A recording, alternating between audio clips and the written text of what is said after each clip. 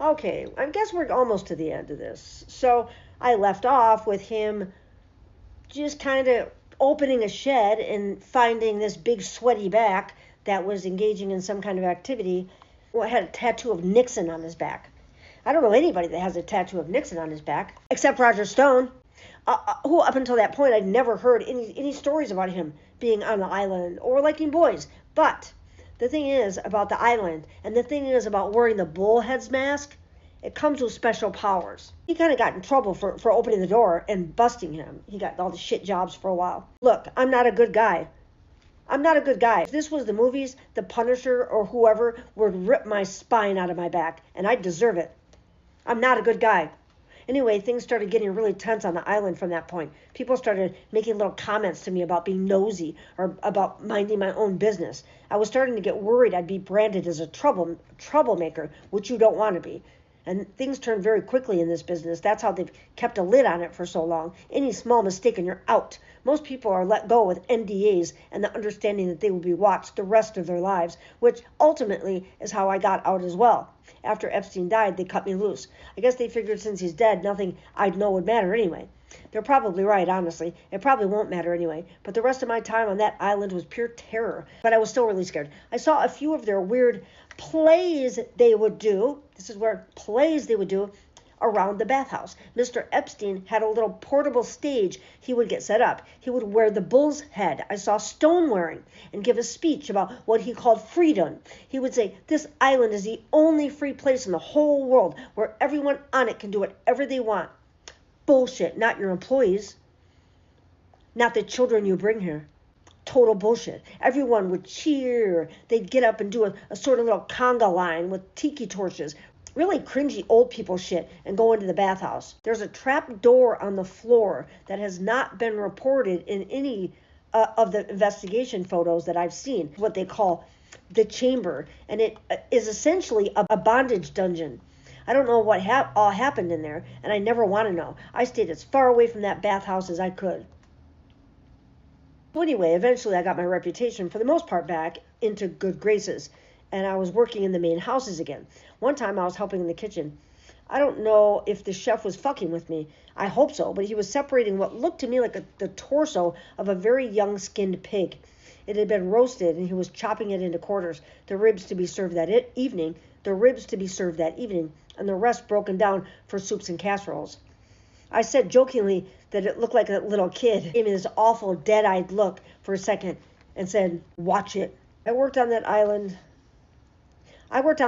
for about a year. In 2013 to 2014, Mr. Epstein chose me and two other trusted employees from the island to come with him to a winter retreat in the Swiss Alps. He owned a small, billionaire small, mind you, cabin, again, mansion, and wanted people he knew could be trusted, because most of the staff would be local hires. Our job on the surface was to help manage all the employees, like supervisors basically, but the unspoken task would be keeping everyone either in the dark or quiet. Mr. Epstein had a real fondness for plump young Swiss blondes, and the Swiss, as he would explain, had a very progressive idea regarding age of consent. He viewed this as a more relaxed way to do what he does, more casual. Part of the thrill for these people, I think, is the fact that it is illegal and they could get into big trouble. When they go to places that are more friendly with the idea of being an older man having schmecks with a 15-year-old, it's to take a break, so to speak. The Alps themselves, wow. I mean, wow. I've been all over the United States, and nothing in this country compares to Europe in terms of sheer beauty. Sometimes, early in the morning, when I come up out of my cabin and stretch, looking at the trees, smelling the crisp, clean air, just for a minute I'd forget what I'd done and what I'm doing. When it came back to me, I'd have to fight back tears. I want the mountains there to be the last thing I think about before I die.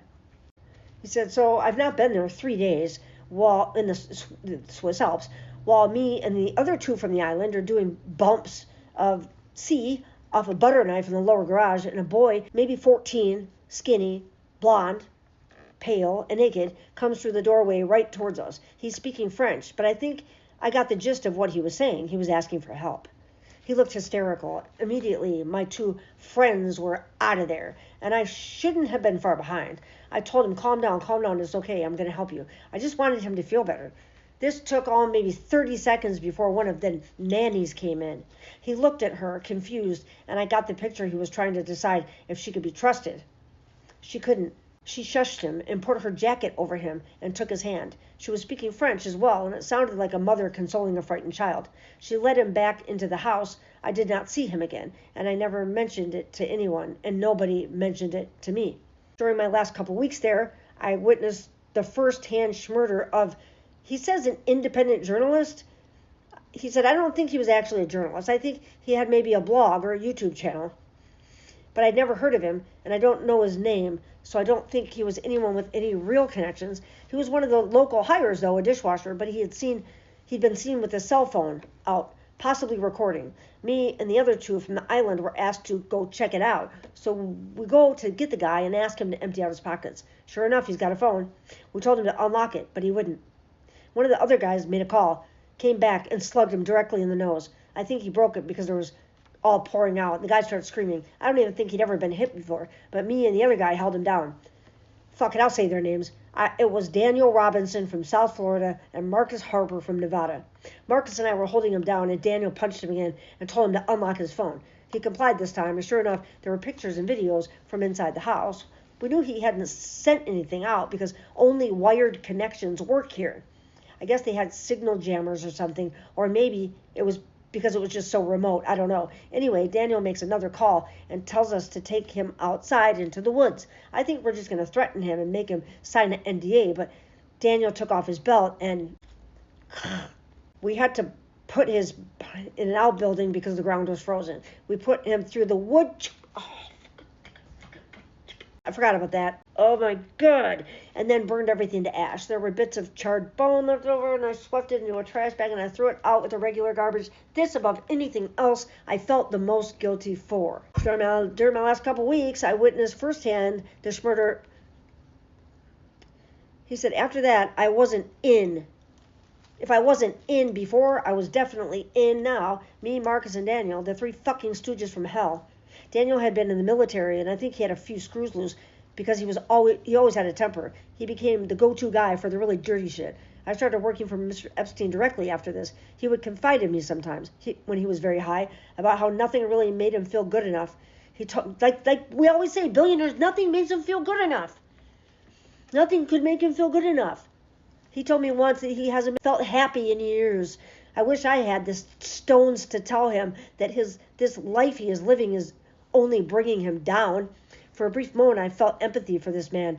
I think that, too, was part of his game, though. I don't think he's ever had a single genuine feeling in his life outside sexual gratification. He said gratitude. I think he meant gratification. He never mentioned this journalist to me. It was like it never happened, but we both knew that was the reason I was now working directly for him. He said, listen, I think I've said about all I care to right now. I'm going to get a bottle of something before all the stores close. If this thread is still here in a few hours, I'll answer questions and tell some more stories. Somebody talk about, he said they called them plays in theater, but they were rituals. The bullhead's mask was scary. It meant that whoever wore it, they could do anything they wanted. If they could just wander around from one carnal satisfaction to the other, food, schmack, sometimes violence, whatever. They could do whatever they want. If they came up to you and said, you had to do it.